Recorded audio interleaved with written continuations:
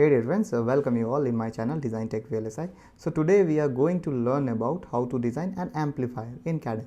So उससे पहले हमें एक बेसिक मैथमेटिकल कैलकुलेशन पता होना चाहिए कि कैसे एम्पलीफायर वर्क करता है, एम्पलीफायर का डिज़ाइनिंग प्रोसेस क्या है और किस तरीके से हम सिग्नल को एम्पलीफाई कराते हैं. तो ये सब थियोरेटिकल पार्ट है, तो ये मैं डीप में नहीं जाऊँगा. मैं एक बेसिक आइडिया आपका दे दूँगा कि आप एक सिग्नल दे रहे हो तो सिग्नल को क्या कर दे रहा है, एम्पलीफायर इन्हांस कर दे रहा है. So let's go, we'll learn. So देखो एक्सपेरिमेंट क्या है, let me show you the experiment. Design of a common source amplifier with a resistive load using GM by ID method. So इस process में हमें क्या करना है फ्रेंड्स, तो टेक्नोलॉजीज हमें 180 नैनोमीटर टेक्नोलॉजीज पे हमें बनाना है. तो कैडेंस में बहुत सारा टेक्नोलॉजीज होता है, that is 45 nanometer technologies, 180 nanometer technologies. तो अभी हम लोग जो डिज़ाइन करने वाले हैं 180 नैनोमीटर टेक्नोलॉजीज में, ठीक है. तो ये इससे भी एडवांस वर्जन हो जाता है 45 नैनोमीटर टेक्नोलॉजीज. तो अभी हम इसमें सीख रहे हैं, हालांकि प्रोसेस सबका सेम ही रहता है. सो देखो एक हमारा एम्पलीफायर, जैसे कि मतलब क्या, ये हमारा ट्रांजिस्टर है, this is our NMOS transistor.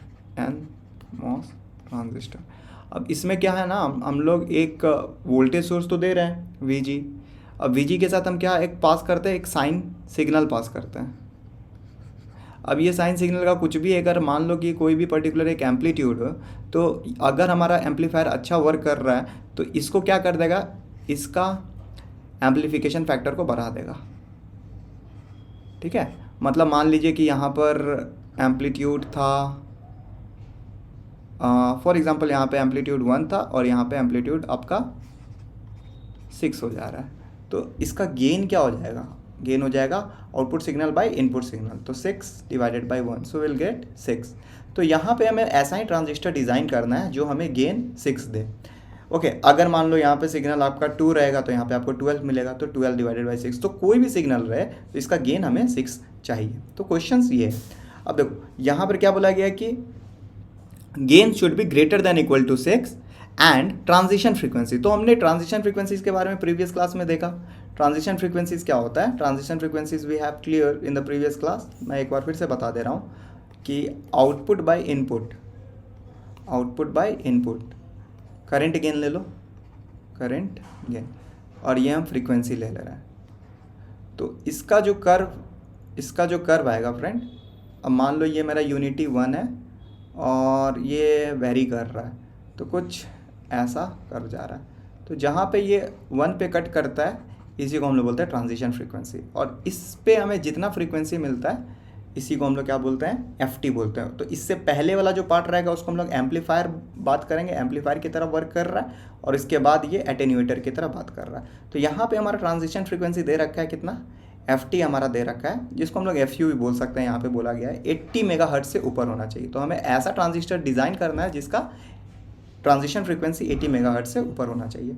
अच्छा, इसमें और भी क्या पार्ट दे रखा है, CL पार्ट दे रखा है. CL कितना दे रखा है, 5 पिको फैरेड दे रखा है. ओके, और VDD हम लोग कितना ले रहे हैं, VDD it's given as 1.8 volt, it is given. Okay, so ये सारा गिवन पार्ट्स है. तो हम लोग इसको डिज़ाइन कैसे करेंगे, तो अब देखो जैसे कि अगर आपको इसका डिज़ाइन करना है तो गिवन है हमारा AB = 6. ये सारा चीज़ तो हम लोग देख लिए. अब आपने अगर एनालॉग अच्छे से पढ़ा होगा तो आपको पता होगा AB is nothing but -GM × RD. Okay, so GM × RD ये अपना लोड है, RL यहाँ पे आप लिख सकते हो, मैंने यहाँ पे RD लिख दिया, ठीक है. अब AB का वैल्यू दे रखा है ग्रेटर देन इक्वल टू 6, तो AB is greater than equal to 6 दे रखा है. तो हम लोग मैग्नीट्यूड के कंपैरिजन में लिखेंगे, तो GM RD greater than equal to 6 लिख लेंगे. तो एक इक्वेशन हमें ये मिल जाएगा. ओके, सो प्रीवियस क्लास में हम लोग देख चुके हैं FT is nothing but GM by 2πCL. तो FT is greater than equal to 80 megahertz, और FT के जगह पे हम लोग सब्सटीट्यूट कर देंगे GM by 2πCL. अब इसी चीज़ को हम लोग यहाँ पे क्रॉस मल्टीप्लाइड कर दिया. तो GM का जो वैल्यू निकल करके आ रहा है, 2.512 milli siemens. Okay, and again हमारे पास एक इक्वेशन है GM × RD. AB is nothing but GM × RD. तो RD इज इक्वल टू ये हमारा जो चीज़ होता है ना, ये वाला पार्ट, ये हम लोग डीसी इक्विवेलेंट पे इक्वेट करते हैं, डीसी इक्विवेलेंट पे अगर डीसी बायसिंग कर रहे हैं तब हम लोग ये फॉर्मूला लिखते हैं जिसमें एसी सिग्नल हमारा जीरो रहता है, और एसी सिग्नल जीरो है, डीसी है, और डीसी है तो फ्रीक्वेंसी जीरो रहेगा, तो फ्रीक्वेंसी जीरो रहेगा तो सीएल हट जाएगा। ओके, सो यहाँ पे इसीलिए कोई सीएल का इफेक्ट यहाँ पे दिखने को नहीं मिल रहा, तो ये डीसी के लिए हम लोग ये इक्वेशन यूज़ कर रहे हैं, AV is equal to GM into RD।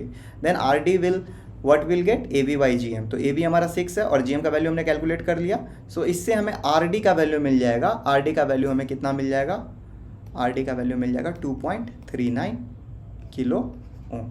अच्छा, ये RD का वैल्यू मिलने के बाद हमें यहीं पे छोड़ना नहीं है दोस्त, इस ट्रांजिस्टर के कारण कुछ इफेक्टिव रेजिस्टेंस रहेगा, तो उसके लिए हम लोग 20% रेजिस्टेंस एक्स्ट्रा ऐड करेंगे। तो 20% रेजिस्टेंस एक्स्ट्रा आप कर भी सकते हो, नहीं भी कर सकते, लेकिन एक सेटिस्फैक्टरी रिजल्ट लाने के लिए आपको 20% रेजिस्टेंस ऐड करना पड़ेगा।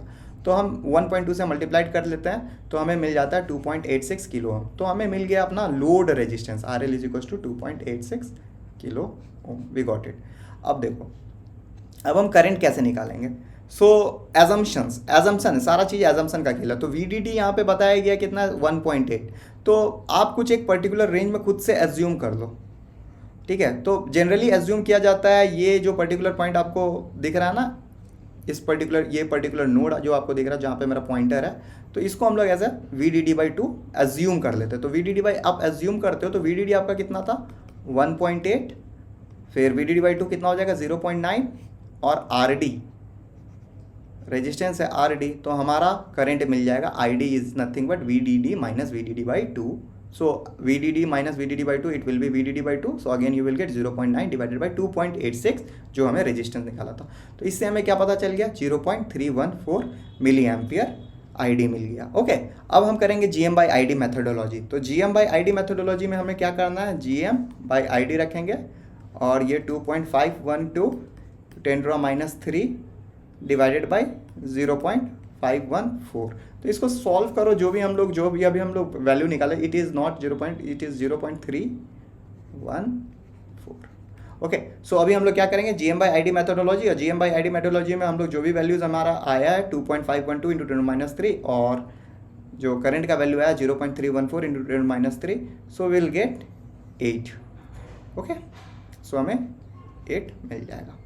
सो ये GM/ID का वैल्यू हमें कितना मिल रहा है, अप्रॉक्सीमेटली 8 वैल्यू मिल रहा है। अब ये GM/ID का वैल्यू हमें मिल गया, तो अब हम क्या करेंगे, अपना ग्राफ प्लॉट करके देखेंगे कि 8 पे हमें अपना एक्यूरेट रिजल्ट मिल रहा है कि नहीं मिल रहा, हमारा फ्रीक्वेंसी आ रहा है कि नहीं आ रहा। तो ये सब चीज़ अब हमें कैडेंस में करना है। एक एक चीज़ अब हमें वैल्यूज़ मिल गया, तो अब क्या करेंगे ना, अब हम अपना सर्किट लेंगे, VDD हम 1.8 डालेंगे, RL का वैल्यू अपन सब्सटीट्यूट करेंगे 2.86 किलो ओम, एंड इसको एज इट इज़ रहने दो। ये कैपेसिटर को हम लोग क्वेश्चन में दे रखा है 5 पिकोफैरेड, एंड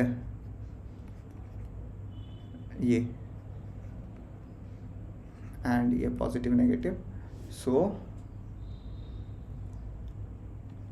तो ये वैल्यू अभी रैंडम आप सेलेक्ट कर लो, कुछ भी रैंडम सेलेक्ट कर लो, 0.6 मतलब आपका सैचुरेशन में होना चाहिए, ऐसा वैल्यू सेलेक्ट करो कि आपका ट्रांजिस्टर सैचुरेशन में ऑपरेट करे। और VI को मैं क्या ले सकता हूँ, 2 मिली वोल्ट साइन 1000t, मतलब 1 किलो हर्ट्ज फ्रीक्वेंसी पे ऑपरेट कर रहे हैं, तो 2 पाई इंटू 1000t, ठीक है। साइन यस, तो VM साइन ओमेगा t होता है, तो 2 मिली वोल्ट साइन, यहाँ पे वोल्ट नहीं लिख करके मैं लास्ट में लिख दे रहा हूँ, ठीक है। तो 2 milli sine 2 pi 1000t we are taking, means हमने अपना सिग्नल कितना का एम्पलीट्यूड रखा है, 2 मिली का हमने सिग्नल लिया है। सो ये हमारा 2 मिली वोल्ट का सिग्नल है। ओके, 2 मिली वोल्ट का सिग्नल, यानी हमें एम्पलीफिकेशन यहाँ पे 12 मिलना चाहिए। जो भी है, जो भी वैल्यू आप ले लो, आपका एम्पलीफिकेशन उस हिसाब से आना चाहिए। तो ये सारा वैल्यूज़ पता चल गया। ओके, और VG 0.6 लेना है, ये हम लोग इनपुट सिग्नल डाल दिए।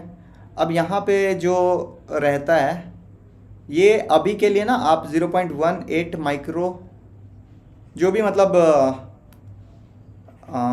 W/L जो भी पहले से रहता है वही रहने दो, ठीक है। W/L का रेशियो अभी हमें कुछ भी नहीं करना है। अब जो भी W/L रेशियो, क्योंकि हम ट्रांजिस्टर डिज़ाइन कर रहे हैं, हमें इसी का मेनली वैल्यू फाइंड करना है।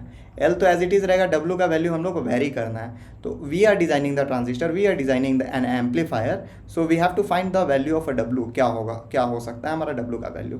तो इसी चीज़ को हम लोग यूज़ करते हैं GM/ID मेथड से, हम डब्ल्यू का वैल्यू को कैलकुलेट करते हैं। तो ये हम लोग देखेंगे कैडेंस कैसे इस चीज़ को सिंप्लीफाई कर सकता है, किस तरीके से इसको ईजी बना देता है, क्योंकि काफ़ी जगह पे स्क्वायर लॉ फेल हो जाता है। तो इसीलिए हम लोग को इस अप्रोच से जाना पड़ता है, जो कि हमें परफेक्ट रिजल्ट निकाल करके दे देता है।